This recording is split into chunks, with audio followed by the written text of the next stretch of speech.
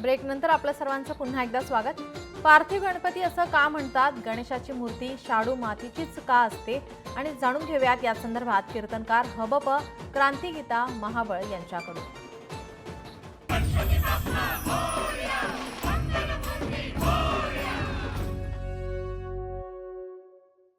आपण जो हा 10 दिवस पूजतो हा गणपती पार्थिव गणपती म्हणतात। पृथ्वी म्हणजे मातीचा केलेला गणपती। शक्यतो शाडू मातीचा करायचा असतो आणि नंतर तो विसर्जन केला जातो। लोकांना असं वाटतं एवढा सुंदर आणायचा, एवढं त्याचं करायचं आणि मग विसर्जन करून टाकायचं। पण हे का आपल्याला समजावं म्हणून कोणतीही गोष्ट कायम शाश्वत राहत नाही। कितीही सुंदर कितीही चांगलं असेल त्याचा मोह धरायचा नाही, कारण त्याचं विसर्जन हे होणार आहे। आपल्याकडे प्रत्येकाच्या घरोघरी वेगळी प्रथा असते। काही घरी मला असं माहितीये की आज गणपती करायचा आणि तिथल्या तिथे वळवायचा, लगेचच्या लगेच। काहींचा 1.5 दिवसांनी जातो, विशेषतः घरगुती जातात। काहींचा 5 दिवसांनी जातो, काहींचा गौरींबरोबर जातो, काहींचा 10व्या दिवशी जातो। तिथे दिवस वार नक्षत्र तिथी काही बघत नाहीत, दिवस मोजायचे, 10वा दिवस झाला की बोलवायचा। काहींचा अनंत चतुर्दशी या दिवशी जातो। काही वेळेला अनंत चतुर्दशी 10व्या दिवशी येते, कधी 11व्या दिवशी येते। ती मागे पुढे कधीही आली तरी अनंत चतुर्दशीला तो विसर्जन करायचा अशी प्रथा आहे। आणि अनंत चतुर्दशी ही खरी अनंताची न संपणाऱ्या, अनंत ही विष्णूची पूजा आहे आणि विष्णू हा याला अनंत असं म्हटलंय, ज्याला अंत नाही। त्या दिवशी आम्ही गणपतीचं विसर्जन करतो, कारण ती पार्थिव मूर्ती आहे। पार्थिव गोष्ट ही कधी ना कधीतरी नष्ट होणार आहे। आपल्या सगळ्यांनाही त्याच मार्गाने पुढे जायचं आहे, त्याचं दुःख करत बसायचं नाही।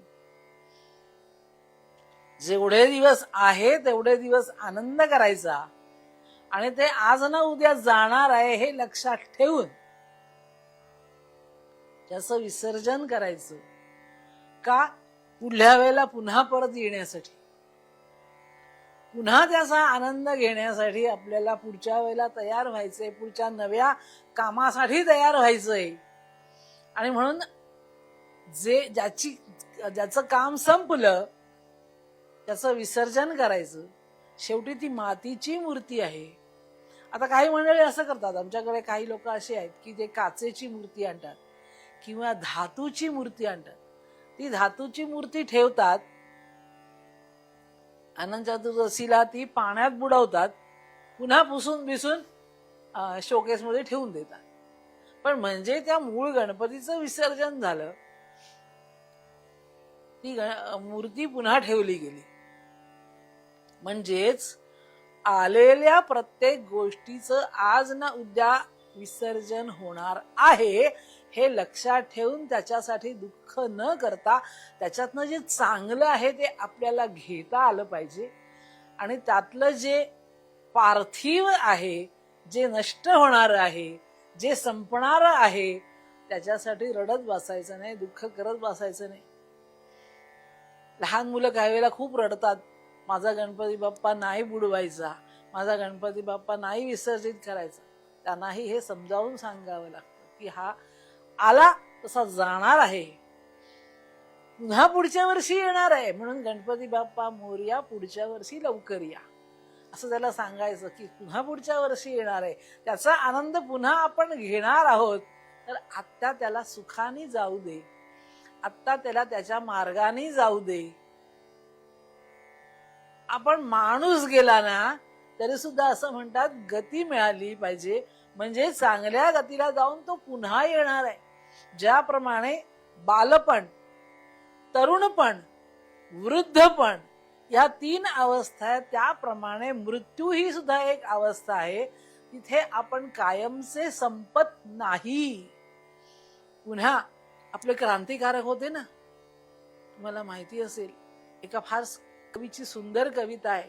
तो आईला सांगतो, मातृभूमीला सांगतो, आई रडू नको, मी फाशी चाललोय म्हणून दुःख मानू नको, मी पुन्हा 9 महिन्यांनी तुला येऊन भेटणार आहे, पुन्हा 9 महिन्यांनी मी जन्म घेणार आहे तुझ्याच पोटी, पुन्हा येणार आहे. आज जाऊ दे मला, आज मला निरोप दे, आज मी जाईन. आमचे सगळे क्रांतिकारक मृत्यूला घाबरले नाहीत कधी. ते असं म्हणाले, काळजी नको, आज जरी मी जात असलो तरी मी 9 महिन्यांनी पुन्हा येणार आहे आणि पुन्हा तुझं काम करणार आहे, पुन्हा देशाचं काम करणार आहे. त्यासाठी मला शक्ती मिळावी, यासाठी हा देहांतर करावं लागलं तरी ते दुःख न मानता करायचं. तसंच गणपतीचंही विसर्जन आपण दुःख न मानता सुखाने त्याला त्याच्या मार्गाने जाऊ द्यायचं आणि आपण पुढच्या वर्षी त्यांनी पुन्हा यावं, लवकर यावं, पुन्हा तो आनंदोत्सव आपल्याला करता यावा म्हणून पुढच्या वर्षी लवकर या असं त्याला बोलवायचं आणि त्याला निरोप द्यायचा. आनंदाने, प्रेमाने, सुखाने निरोप द्यायचा. धन्यवाद.